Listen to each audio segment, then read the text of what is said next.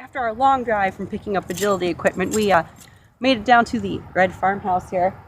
There's cars coming, hopefully they're not coming all the way down.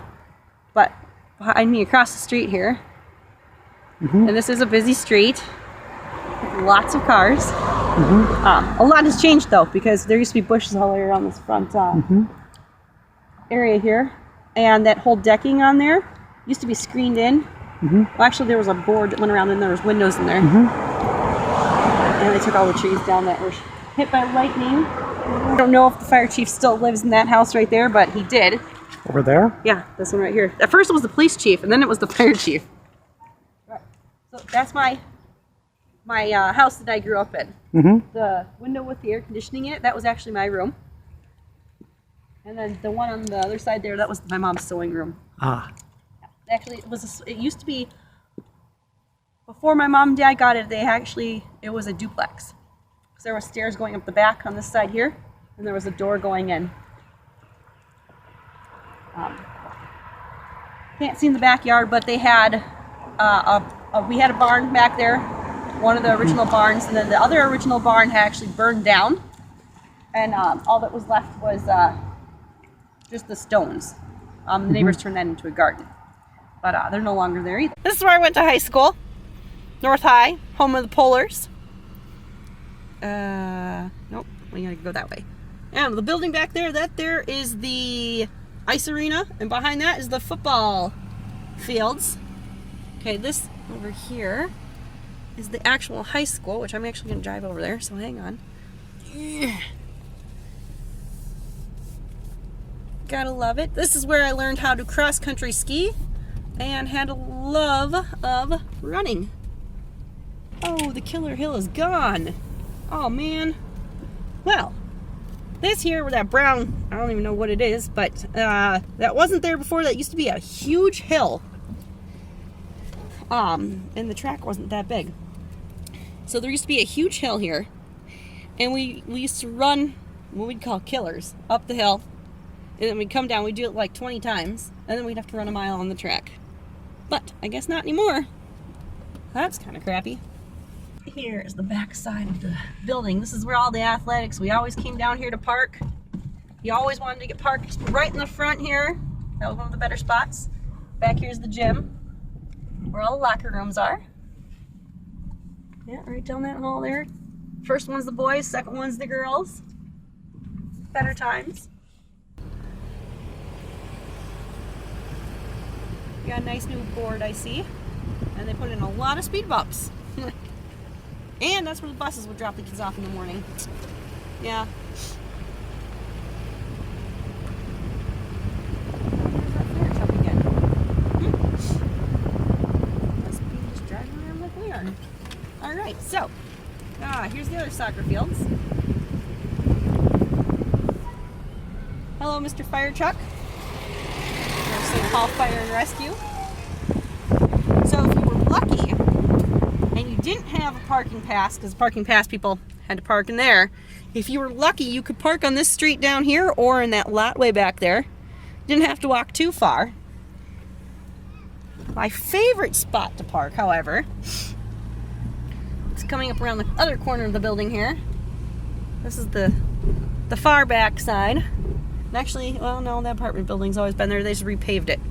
Oop, there's the North St. Paul Water Tower. And I can't see. I'm just gonna see. Street parking, obviously, is always free.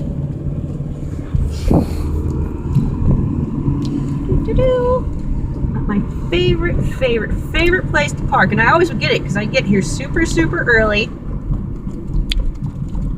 And I'll show you as soon as I go past the stop sign here. It's coming. My favorite spot to get, and I 99% of the time was right here, right on this corner. So I'm taking you to Silver Lake Park. And well, just about every morning, afternoon, and or evening, I would take my Siberian Husky Maya running down here. From that red house we were at to 120 or Century Avenue is actually 2 miles. Round trip, of course. So, here we go. Gotta love that house though. It's a sweet house. They have some pretty cool houses down here, obviously.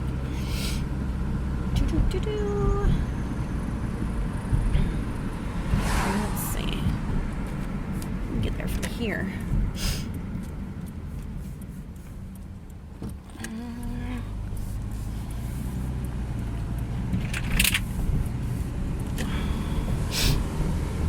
All right. And actually there was huge goldfish that people let go in this lake, and they would come up and bite your feet. It's kind of gross. So here it is.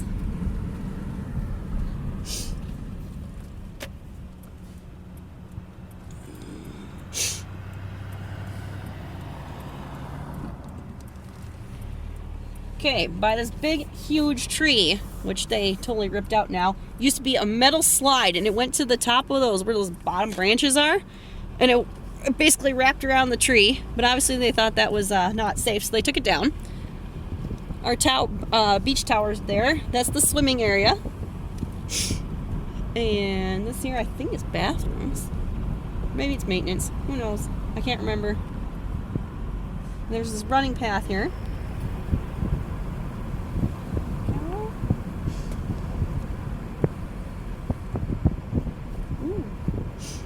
Fishing pier is still there. We're good. We're good.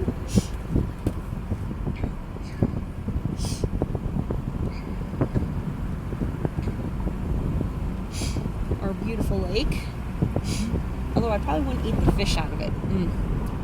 But I can see there's not really even much geese. When I lived here, there was geese all over, and they had crap all over the trail.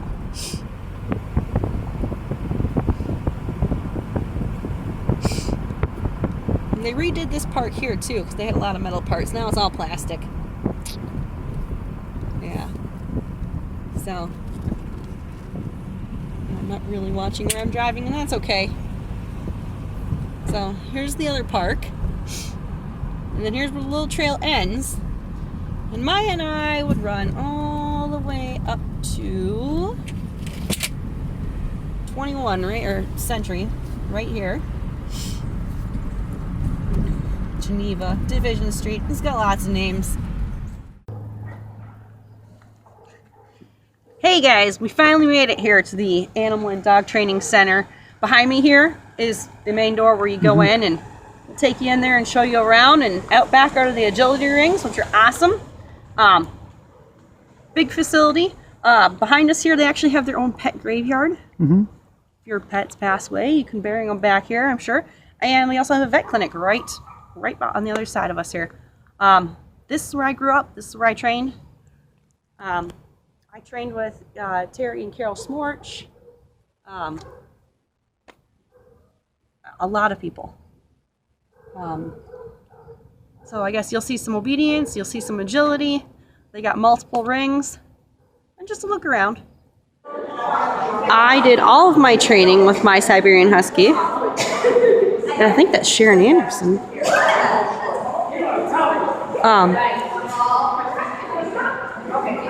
Nice, I like the way they're doing this. Watch, they're crisscrossing. Okay, so just remember, it's important that two hands come in the middle, not just one, and then target one hand. So always try and keep it at the center of your body.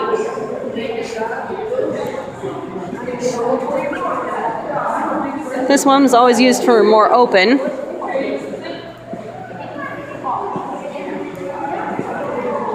This one's empty now.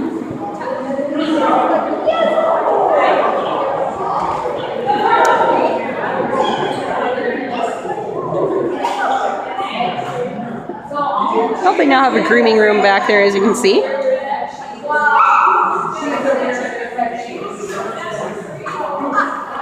Registration desk. Collars and leashes. Come with me, let's go up this door.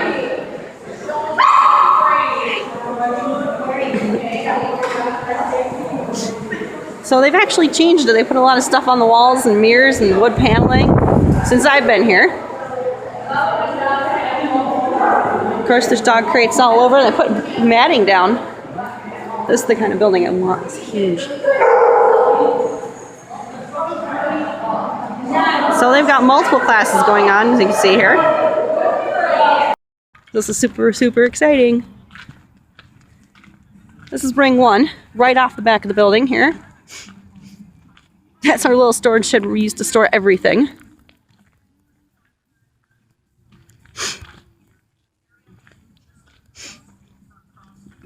This is where I trained her all the way up to level 6 or 7. And actually that, right there, that lady in the yellow shirt, she was one of my trainers. I can't remember her name. I know that her and her husband used to breed Burmese mountain dogs. So that's awesome that she's still here.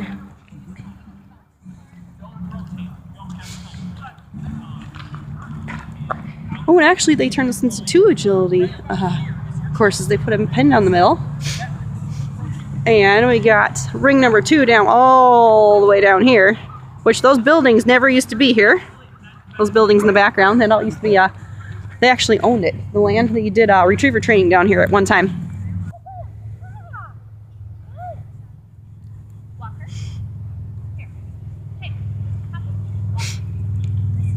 Probably distracting him. We'll go this way.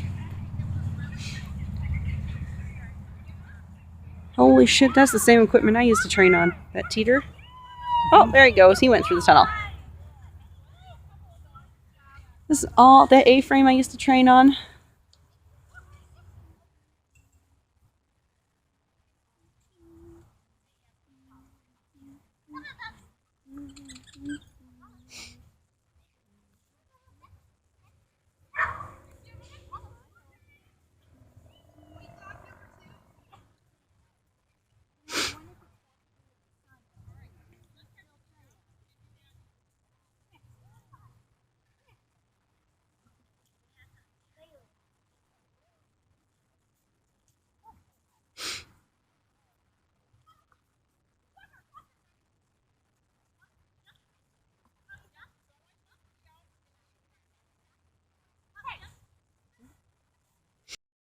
And here is the animal and boarding kennel and vet, which they've done a lot of work on. And these office buildings have always been here. Hey guys, well here we are at the private school that I went to as a child, Gethsemane Lutheran, as you can see up here on their nice sign.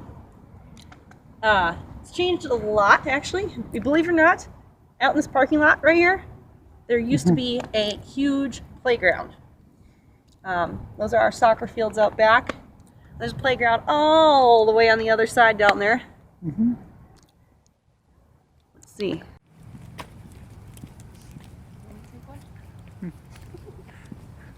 Behind us here in this little area is the cafeteria. The school side is over here, like all the classrooms. This is the front office registration.